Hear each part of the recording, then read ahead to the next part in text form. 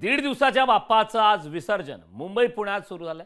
विसर्जनासाठी पालिका सज्ज झाली आहे। मुंबई शहरात बीएमसी कडून 204 कृत्रिम तलावाची सुविधा करण्यात आली आहे। सुरक्षेच्या दृष्टीने समुद्र किनारी मुंबई पोलिसांचं निरीक्षण असणार आहे। राज्यभरात आज दीड दिवसाच्या बाप्पाचं विसर्जन केलं जाणार आहे। शनिवारी थाटामाटात आगमन झालेल्या दीड दिवसाच्या बाप्पाला आज निरोप दिला जाणार आहे। गणपती बाप्पाच्या विसर्जनासाठी प्रशासनाकडून जय्यत तयारी करण्यात आली आहे। मुंबई पुण्यात पालिकेकडून कृत्रिम तलावांची व्यवस्था करण्यात आली। हे दृश्य आपण पाहतोय। गणेशोत्सव सध्या थाटामाटात राज्यभरात ठिकठिकाणी साजरा केला जात आहे। सार्वजनिक गणेश मंडळ आहेत, घरगुती गणपती देखील आहेत। आता काही ठिकाणी दीड दिवसाच्या गणपती बाप्पाचं विसर्जन सुरू आहे। मुंबई पुण्यात विसर्जनासाठी महापालिका सज्ज झाली।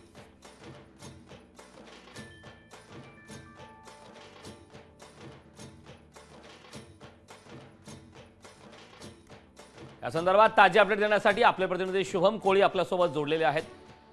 गिरगाव चौपाटी येथून शुभम आपल्यासोबत जोडलेला आहे। शुभम, दीड दिवसाच्या बाप्पाचं विसर्जन केलं जात आहे। मुंबई पुण्यात विसर्जनासाठी पालिका सज्ज आहे। तू सध्या गिरगाव चौपाटी येथे आहेस। सध्या त्या ठिकाणची काय तुझ्या पाहण्यामध्ये येतंय? कशा प्रकारचा उत्साह गणेश भक्तांमध्ये सध्या पाहायला मिळतोय? निश्चित करून पाहिलं तर गणपती बाप्पा मोरया, मंगलमूर्ती मोरया असं म्हणत गणरायाचं आगमन जे आहे ते झालं होतं। परंतु आता गणेश भक्त जे आहेत ते गणपती बाप्पा मोरया, पुढच्या वर्षी लवकर या अशा जयघोषात जे आहे ते दीड दिवसांच्या बाप्पाला निरोप देताना गिरगाव चौपाटीमध्ये जे आहे ते दिसून येत आहेत। आपण पाहिलं तर अनेक गणेश भक्त जे आहेत ते या ठिकाणी आता पोहोचलेले आहेत। दीड दिवसाच्या बाप्पाला निरोप देण्याकरिता पाहिलं तर संपूर्ण गिरगाव चौपाटी जी आहे ती मुंबईकरांची सह जी आहे ती सज्ज झालेली आहे। मोठ्या प्रमाणामध्ये अनेक गणेश भक्त जे आहेत त्या ठिकाणी पोहोचलेले आहेत। तर आरती असेल ती देखील या ठिकाणी करण्यात येत आहे। मोठ्या प्रमाणात महापालिका प्रशासनाकडून जे आहे या ठिकाणी व्यवस्था एकंदरीत करण्यात आलेली आहे। त्याचबरोबर कृत्रिम तलाव असतील ते देखील महापालिकेच्या वतीने जे आहे ती उभारण्यात आलेली आहेत। तर सुरक्षिततेच्या दृष्टिकोनातून या ठिकाणी उंच असे मंडप देखील उभारण्यामध्ये आलेले आहेत। त्याचबरोबर लाईव्ह गार्ड्स देखील या ठिकाणी तैनात करण्यात आलेले आहेत। तर मोठ्या प्रमाणात खबरदारी जी आहे ती प्रशासनाकडून या ठिकाणी गिरगाव चौपाटी परिसरामध्ये घेण्यात आलेले आहेत। तर मोठ्या प्रमाणात सीसीटीव्ही कॅमेराज देखील जे आहेत ते या ठिकाणी बसवण्यात आलेले आहेत। आरती असेल त्याचबरोबर पूजनाकरिता देखील प्रशासनाने जे आहे ती या ठिकाणी व्यवस्था करण्यात आलेली आहे। तर कोणतंही वाहन जे आहे ते या ठिकाणी आतमध्ये जे आहे ते सोडण्यात येत नाहीये। तर याच ठिकाणी आपण पाहिलं तर मोठ्या प्रमाणात आता विसर्जनाकरिता गणेश भक्त जे आहेत ते दाखल झालेले आहेत। दीड दिवसाच्या बाप्पाला मुंबईकर जे आहेत ते सध्या या ठिकाणी निरोप देताना मोठ्या प्रमाणात दिसून येत आहेत। करण, शुभम, गिरगाव चौपाटीवरती सध्या मोठ्या प्रमाणात गणेश भक्त पाहायला मिळत आहेत। गणपती बाप्पाला दीड दिवसाच्या गणपती बाप्पाला निरोप देण्यासाठी त्या ठिकाणी मोठ्या प्रमाणात भाविक पाहायला मिळतात।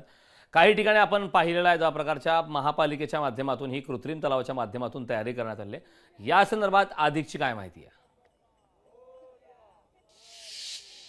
निश्चित करून पाहिलं तर पर्यावरणाचा ऱ्हास कमी व्हावा याकरिता महापालिकेने जे आहे ते अनेक ठिकाणी सध्या कृत्रिम तलावांची उभारणी केलेली आहे आणि त्याच कृत्रिम तलावामध्ये मुंबईकरांची मोठ्या प्रमाणात पसंती एकंदरीत दिसून येते। आपण पाहिलं तर गिरगाव चौपाटी असेल किंवा दादर चौपाटी असेल हे प्रमुख विसर्जनाचे मुंबईमधील केंद्र आहेत। याच ठिकाणी पाहिलं तर या चौपाट्यांच्या बाहेर मोठ्या प्रमाणात कृत्रिम तलावांची देखील उभारणी जी आहे ती महापालिकेच्या वतीने करण्यात आलेली आहे आणि मुंबईकरांचा कल जो आहे त्या कृत्रिम तलावामध्ये देखील वाढताना दिसून येत आहे। कारण पाहिलं तर गर्दीचं प्रमाण कमी करण्यासाठी हे कृत्रिम तलावांची उभारणी एकंदरीत करण्यात आली आहे। तर कृत्रिम तलावांमध्ये शाडूच्या मातींच्या मूर्त्या असतील किंवा कृत्रिम ज्या पीओपीच्या मूर्त्या आहेत त्याकरिता वेगळं नियोजन जे आहे ते महापालिकेच्या वतीने एकंदरीत करण्यात आलेलं आहे। त्याच ठिकाणी मुंबईकरांची मोठ्या प्रमाणात पसंती एकंदरीत दिसून येते। करण, नक्कीच शुभम, खूप खूप धन्यवाद या सविस्तर अशा माहितीबद्दल।